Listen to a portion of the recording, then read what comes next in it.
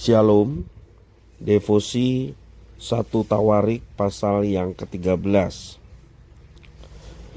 Ketika akhirnya Daud berhasil menjadi raja atas seluruh Israel, ia punya niat yang baik untuk memindahkan tabut Allah dari Kiryat Yarim ke Yerusalem.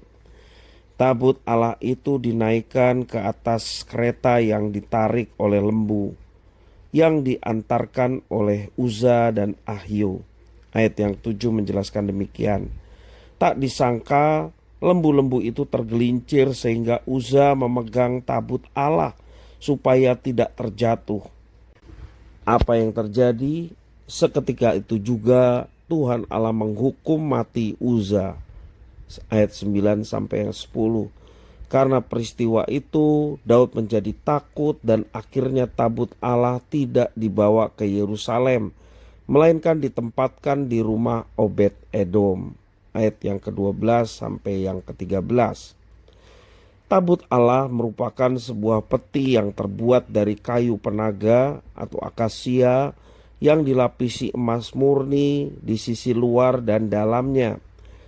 Tutup tabut yang disebut tutup pendamaian juga terbuat dari emas murni dan terdapat 2 kerup di kedua ujungnya. Di dalamnya ditaruh 2 loh batu yang ditulisi 10 hukum Allah, juga buli-buli emas berisi mana dan tongkat Harun, seperti yang tertulis dalam Keluaran pasal 25 ayat 10 sampai 22 dan juga Keluaran 37 ayat 1 sampai 9. Tabut Tuhan Allah merupakan simbol kehadiran Tuhan Allah yang menyertai bangsa Israel, umat pilihannya. Maka perlakuan mereka terhadap tabut Allah menunjukkan sikap terhadap kekudusan dari Tuhan Allah mereka.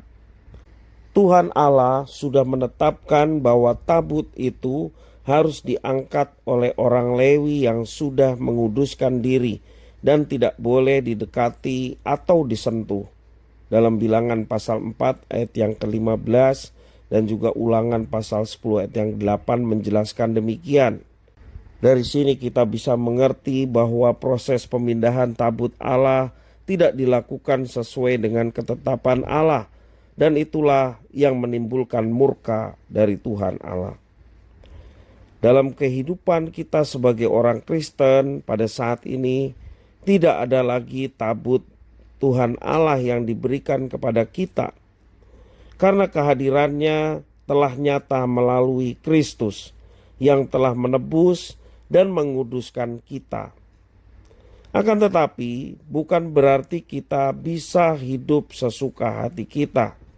Ingatlah, tubuh kita adalah bait Roh Kudus yang harus dijauhkan dari dosa dan digunakan untuk memuliakan Allah. Sebagaimana 1 Korintus pasal yang ke-6 ayat 19 sampai 20 menjelaskan bahwa tubuh kita adalah bait Roh Kudus.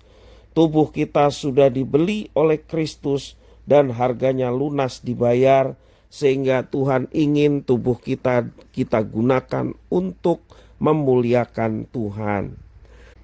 Kerelaan untuk mentaati Tuhan harus dibarengi dengan sikap hormat terhadap kekudusan Tuhan. Bangunlah relasi dengan Tuhan di dalam kasih, hormat, dan kekudusan. Jangan kita hidup menurut hawa nafsu dan pengertian kita sendiri. Bertekun dengan belajar firman Tuhan membuat kita semakin mengerti apa yang Tuhan kehendaki untuk kita lakukan dalam kehidupan kita sehari-hari. Berlakulah sebagai umat Tuhan yang telah mengalami penebusan. Tubuh yang telah Tuhan tebus ini melalui darah Yesus Kristus. Biarlah tubuh yang ditebus ini dapat digunakan untuk memuliakan Tuhan.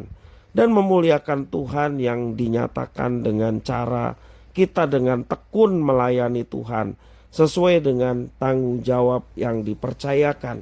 Tuhan memperlengkapi kita untuk melayani dengan karunia, talenta, dan semua yang diberikan Tuhan itu kita kembalikan untuk kemuliaan Tuhan. Kita dikuduskan oleh darah Kristus untuk melayaninya. Layanilah dengan tulus, dengan semangat, sehingga nama Tuhan dipermuliakan melalui hidup kita. Tuhan Yesus memberkati.